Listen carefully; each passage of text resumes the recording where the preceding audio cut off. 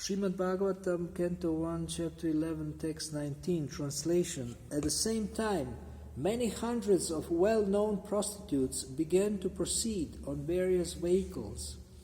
They were all very eager to meet the Lord, and their beautiful faces were decorated with dazzling earrings, which enhanced the beauty of their foreheads. Purport. We may not hate even the prostitutes if they are devotees of the Lord. Even to date, there are many prostitutes in great cities of India who are sincere devotees of the Lord. By tricks of chance, one may be obliged to adopt a profession which is not very adorable in society, but that does not hamper one in executing devotional service to the Lord. Devotional service to the Lord is uncheckable in all circumstances. It is understood herewith that even in those days, about 5,000 years ago, there were prostitutes in a city like Dwarka, where Lord Krishna resided. This means that prostitutes are necessary citizens for the proper upkeep of society. The government opens wine shops, but this does not mean that the government encourages the drinking of wine. The idea is that there is a class of men who will drink at any cost, and it has been experienced that prohibition in great cities encouraged illicit smuggling of wine.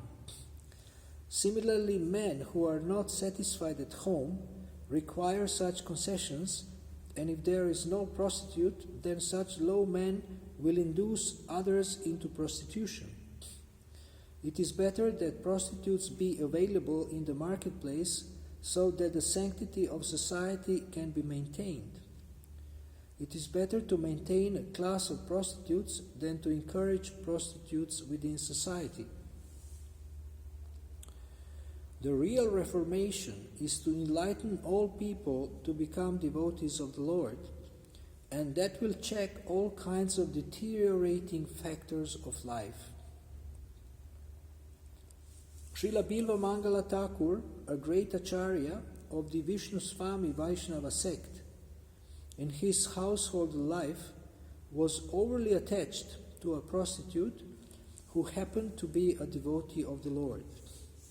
One night, when the Thakur came to Chintamani's house, in torrents of rain and thunder, Chintamani was astonished to see how the Thakur could come on such a dreadful night after crossing a foaming river which was full of waves. She said to Thakur Bilva Mangala that his attraction for the flesh and bone of an insignificant woman like her would be properly utilized if it could be diverted to the devotional service of the Lord to achieve attraction for the transcendental beauty of the Lord. It was a momentous hour for the Thakur, and he took a turn towards spiritual realization by the words of a prostitute. Later on, the Thakur accepted the prostitute as his spiritual master, and in several places of his literary works, he has glorified name of Chintamani, who showed him the right path. In the Bhagavad Gita 9.32, the Lord says, O son of Prita, even the low-born Chandalas, and those who are born in a family of unbelievers, and even the prostitutes, shall attain perfection of life if they take shelter of unalloyed devotional service to me, because in the path of devotional service there are no impediments due to degraded birth and occupation. The path is open for everyone who agrees to follow it.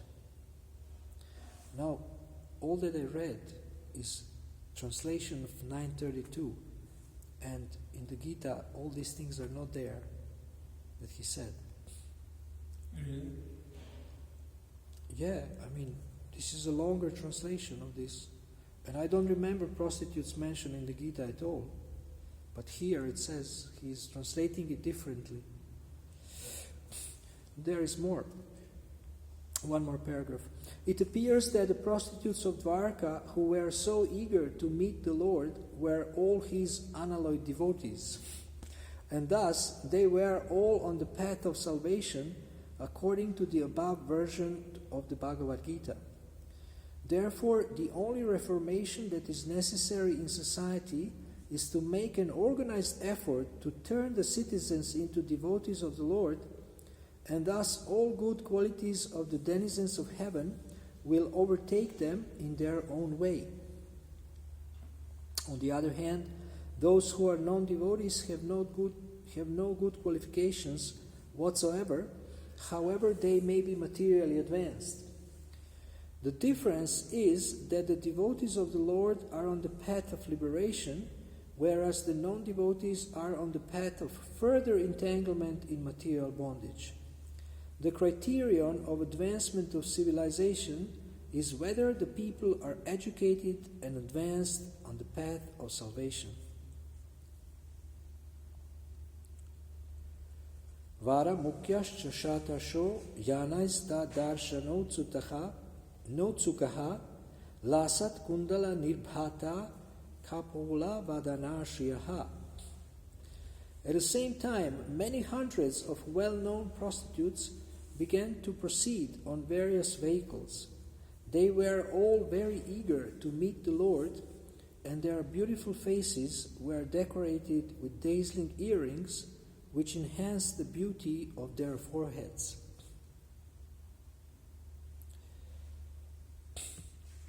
So, this is a very difficult verse to speak about.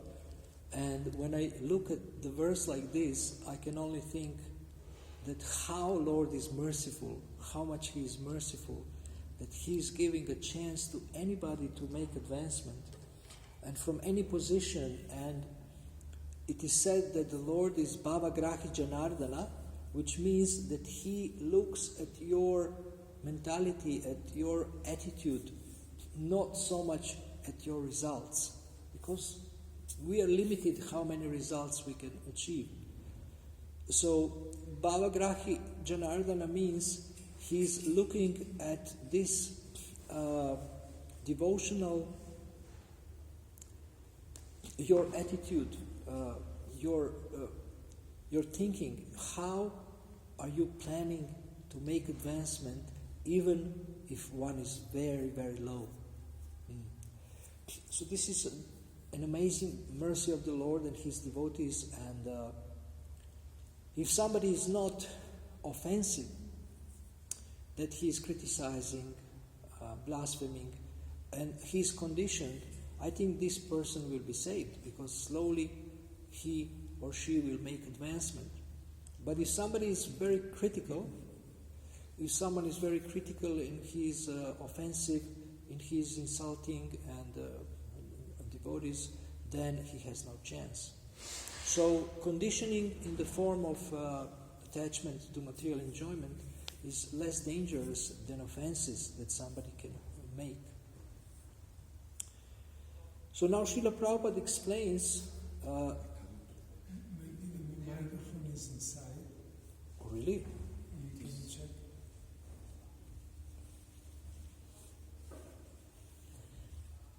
I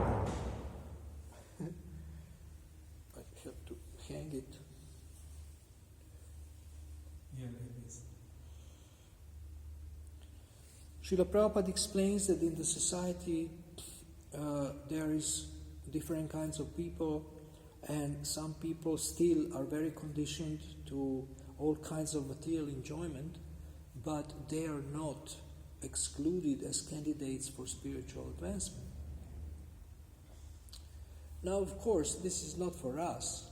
This is for people who are conditioned, and for us as preachers to have flexibility when people are conditioned, that we don't judge them and don't reject them. Don't judge them too harshly and don't reject them, but this is not for us. Somebody may think, oh, this is so nice. I like this arrangement. So now Srila Prabhupada explains here is that why prostitutes are needed in society, because if people are attached to enjoyment that they don't get at home from their wife, then instead of seducing other innocent women and making them prostitutes, there is professional prostitutes who can satisfy such people. So it's a kind of a arrangement where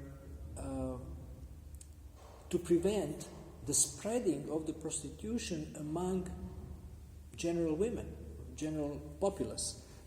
So that was the arrangement. And then also Prabhupada mentions this wine and alcohol, and that he says that the government doesn't want that people drink alcohol, but I'm not sure about that. Now the government, they will do anything to make money.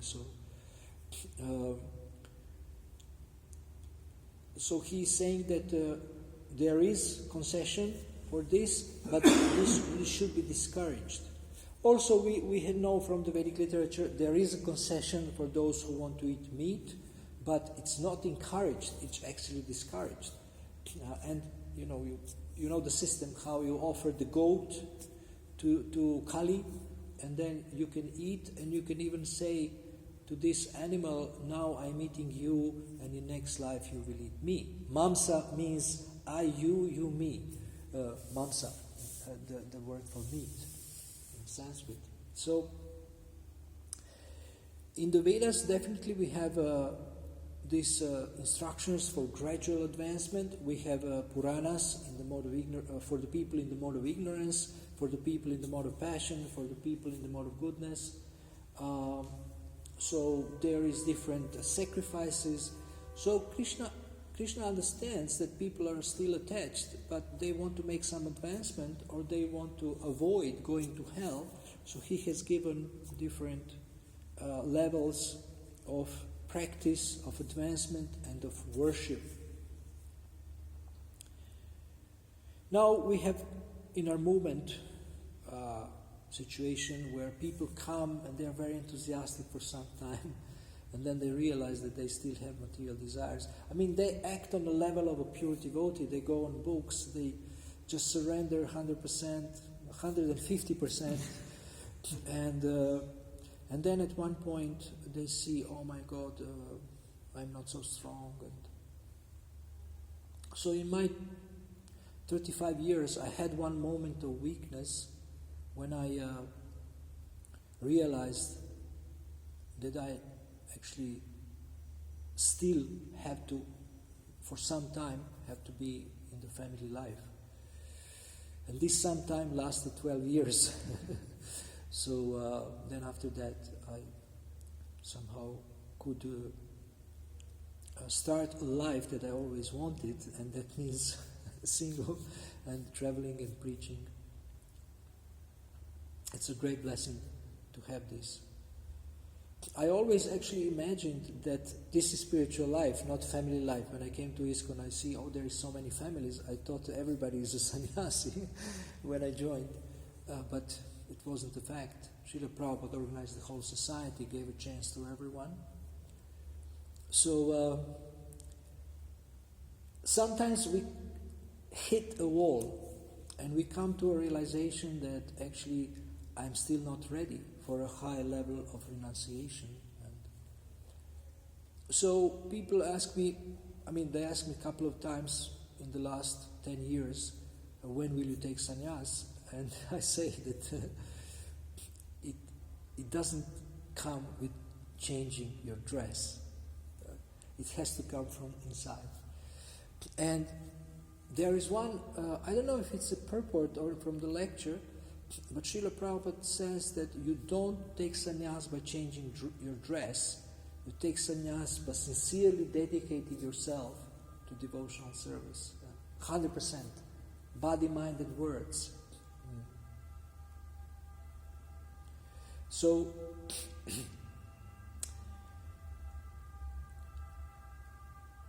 I was thinking that who knows how many lifetimes we are trying actually to be devotees and to advance, and now we have another chance, and we should not spoil it.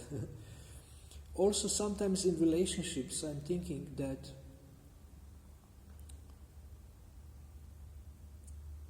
for example, you have a husband and wife quarreling, and I was thinking that who knows how many lifetimes these two people are fighting with each other. And now again it's happening. But now because there is this transcendental knowledge which reveals everything, and you can understand even that, or maybe I'm fighting with this person for many lifetimes. Maybe last life I was a woman and she was a man. And then previous life she was a woman and I was a man. And now it's enough of this fighting for nothing. So Shastra is giving us this broad vision of our life and of our existence, of relationships and how things work, and it puts things into a wonderful perspective. So verses like this for preachers, I think they give us a hint to be flexible and to not judge people too harshly. We have people who really, we are trained to judge in the society because we were judged by our parents, by our teachers, and by, priests. And so we very easily judge. And when we see a person, for example, on book distribution, we think, oh, he will never buy a book. And then we say, well, let me approach anyway. And then the guy who is like a homeless bum, he says, oh, the book. And then he takes out some dirty cloth and opens it and take money and give it to you. People had this experience. So you never know who is for Krishna. You never know who is for Krishna. And I had this very, very, I would say, unpleasant experience in London with a homeless person. I was serving in Soho for 8 years, and every day in the evening I would go back home with the double-decker, with the bus. The bus, double, has a double. So, and I was waiting one day for a bus, and in front it's Oxford Street, full of shops, and there is a little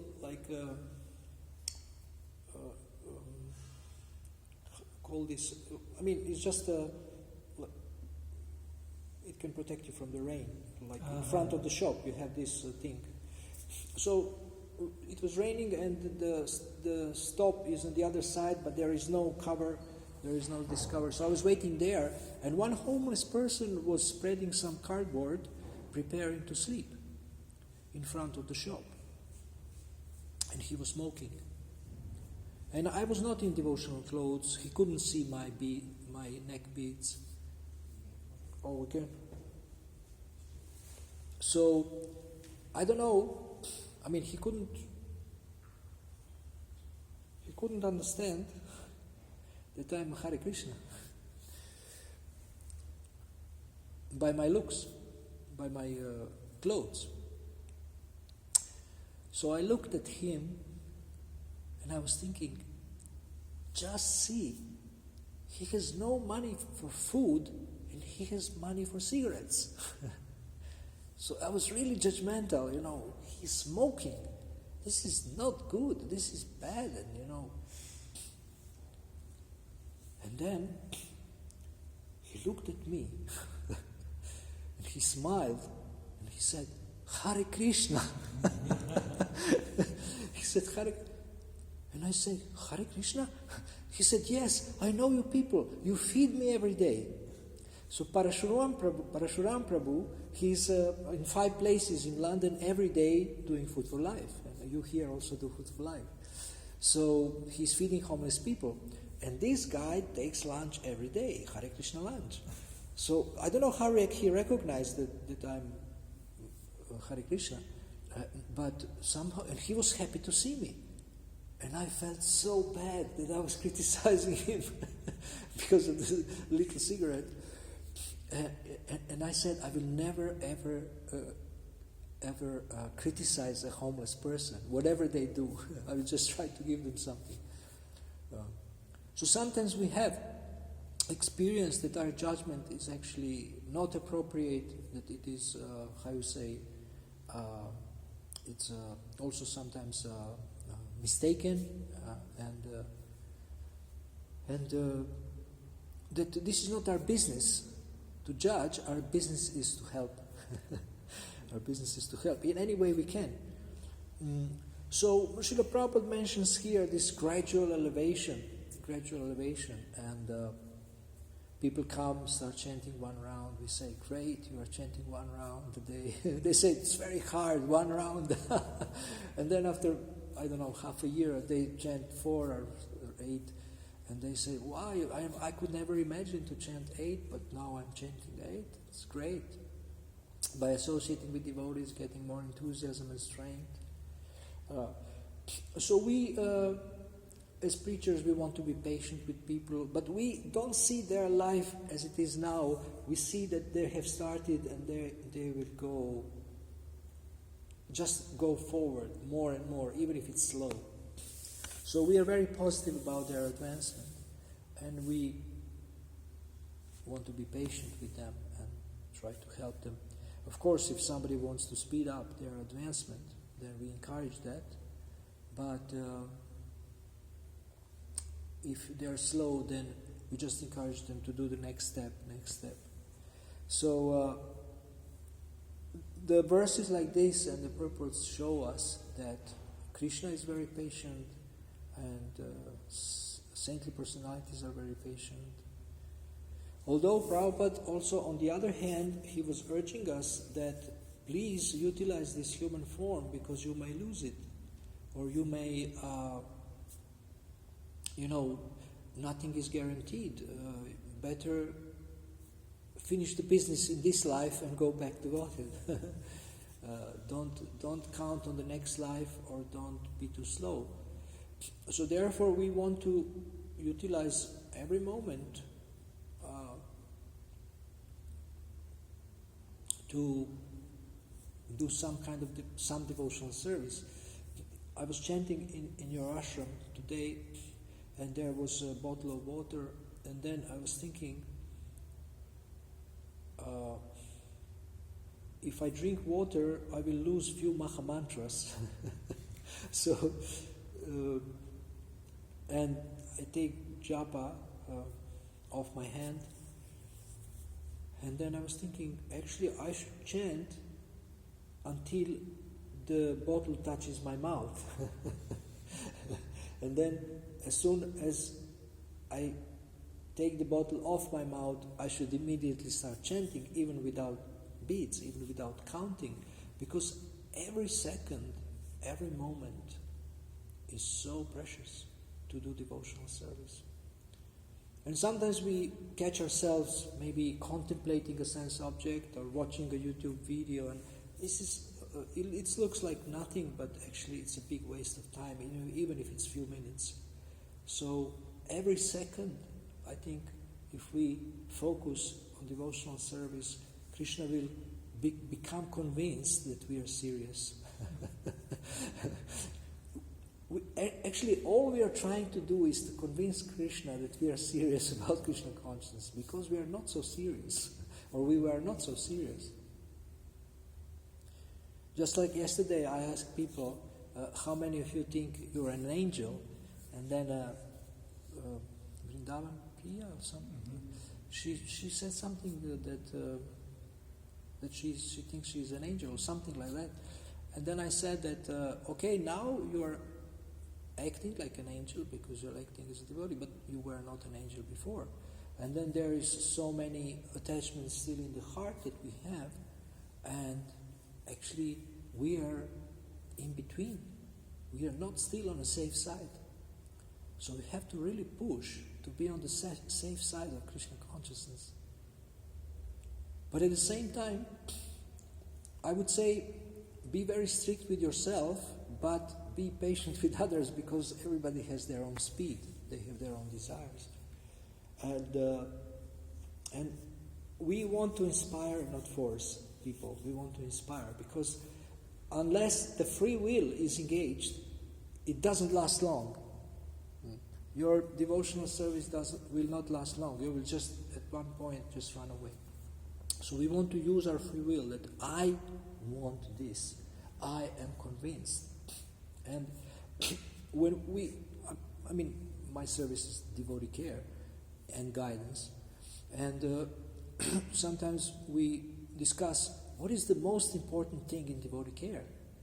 And once we asked Niranjan Maharaj, he was in Trai Prabhu's house, and Ramachandra Prabhu asked him, so what is most important in devotee care? And he's very successful. He has developed a devotee care system in Ukraine, and he's preaching it in Russia. And he said, strengthening devotees' faith, making devotees' faith strong. If someone's faith is strong, he will never leave, no matter what happens. So if you can strengthen your faith by your serious practice and by making a decision, I want Krishna consciousness, then you will become strong and you can help others develop their faith. So in Zurich, a couple of boys, new boys, said, can we have a brahmachari class? So they wanted to speak about certain things in relation to brahmacharya. And I said, yes, we can have. So we had 2 of them. And I told them, now, what I will now say, it can actually maybe be a crucial thing for your advancement in spiritual life.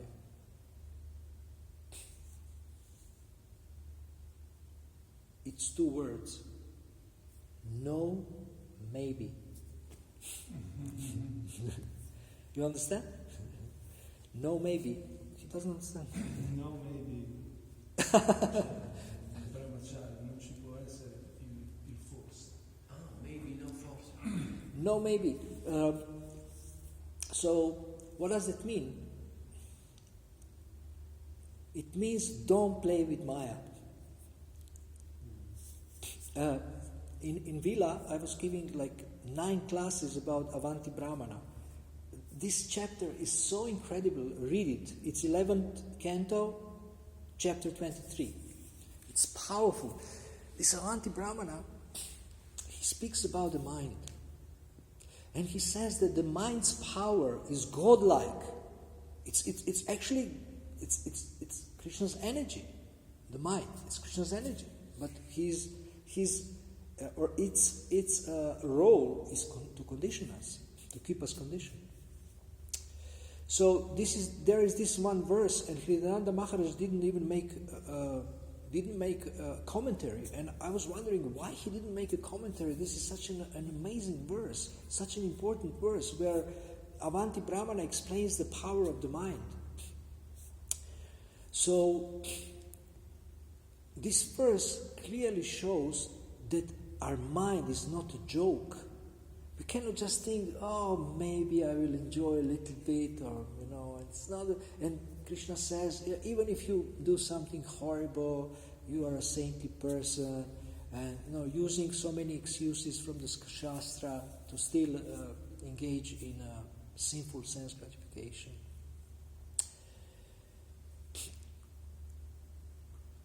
So, maybe I will enjoy a little bit. The mind says, maybe you can enjoy a little bit. And Prabhupada says, don't make compromise with the mind. To me, this is an epic instruction. Don't make compromise with the mind. So, in practice, what it means? It simply means, when the idea comes, you say, Haribol, goodbye. Actually, I advise devotees to say, my dear mind, please cooperate. Please help my success. Don't give these crazy suggestions. I know your story. I know your song. Please, just give me ideas that will help my success in Krishna consciousness. So Avanti Brahmana he became so determined, and with him there was no maybe. No maybe. But how can you become sincere? So, these 3 boys, none of them is a real brahmachari. They're white, yellow, or cream, different colors. They don't dare to wear orange yet. So, our mind is still conditioned. So what to do? Sometimes the mind just wanders off. So how can you be sincere? As soon as you notice that the mind is off or contemplating something in the mind or outside, you say, Krishna, do you see this nonsense? Please help me now. I don't want to contemplate. I want to see a woman as a mother. Prabhupada also said as Gopi. I want to see her as servant of Krishna. She should serve Krishna, not satisfy my senses. No, maybe. This is determination.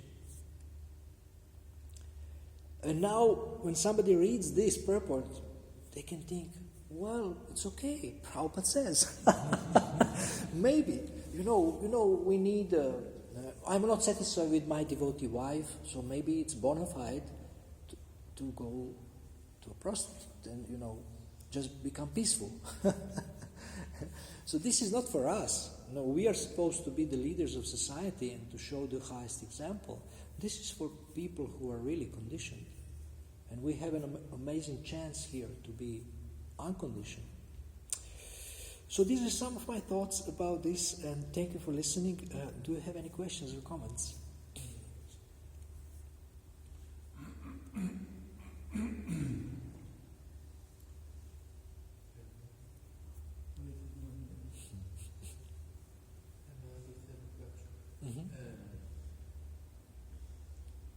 When you speak about the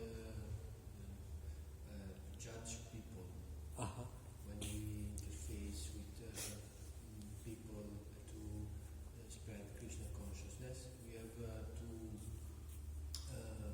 modulate our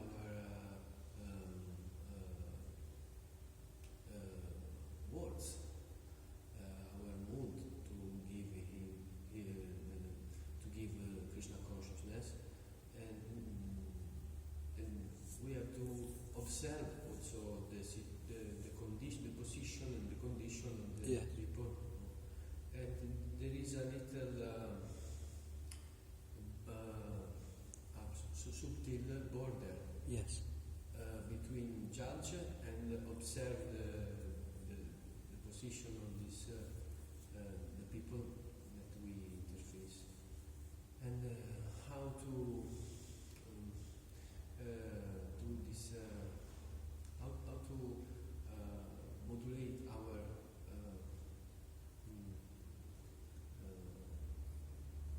moods of Krishna consciousness, Right. Without judging. So the question was, there is a fine line between judging and observing their condition realistically, as they are, so that we can help them move forward. This is a great question. So I think devotee or a preacher has to look at his heart and his motives, and he has to cultivate proper motive, compassion, to help people. Judging is leading to criticism, and this criticism usually comes from envy. But if there is a compassion, we want to help them, then we have a proper motive and proper attitude, and we can provide proper support to people.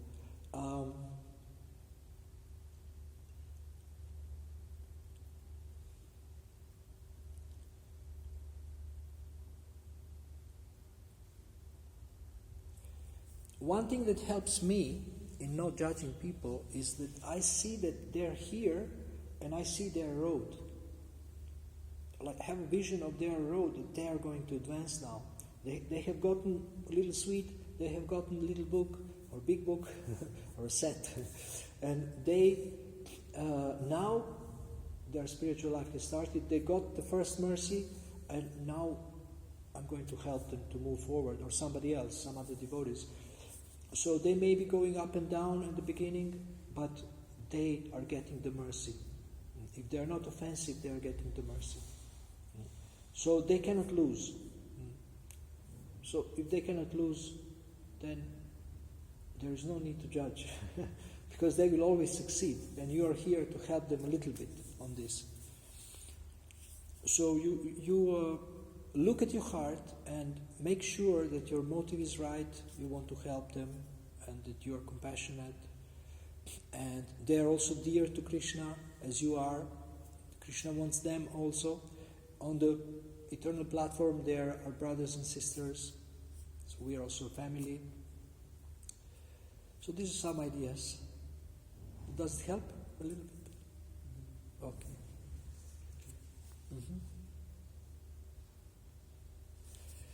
Okay, thank you. We can stop here. Hare Krishna. Srila Prabhupada ki, Shri Panchatattva ki, ISKCON Torino ki, Haribo, Lord Prevalent.